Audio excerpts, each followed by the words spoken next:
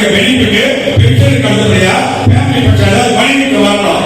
அதுக்கு அவங்க சில பிரச்சனைகளை போய் நேரடியாக ரயில்வே அலுவலகத்துக்கு அனுப்புறாங்க.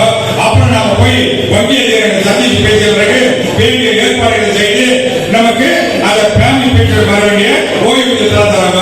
இது பற்றிய விளக்கங்களை கூறுவதற்காக அகில இந்திய அளவிலே துணைத் தலைவர் பொறுப்பை ஏற்றிருக்கும் ஸ்டேட் பேங்க் ஆஃப் இந்தியா கிளையின் சார்பில் நம்முடைய அமைப்பின் சார்பாக திரு இளவேந்தல் அவர்கள் உங்களிடையே உரையாற்றுவார்.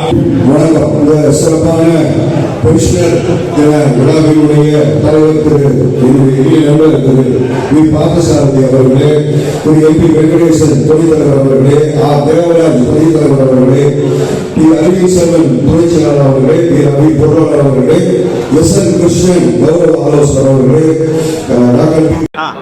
தற்போது கம்யூட்டேஷன் 12 வருடங்கள் 15 குறைக்கணும் சொல்லி எங்களுடைய சகோதரர்கள் அங்கங்கே இது பண்ணியிருக்கோம். கோர்ட்லேருந்து ஜெயிச்சாச்சு. இன்னும் அதற்கு உண்டான தீர்வு கிடைக்கவில்லை. எனவே இதை உரிய முறையிலே ரயில்வே போர்டுக்கு தெரிவிப்பதற்கு நீங்கள்லாம் எங்களுக்கு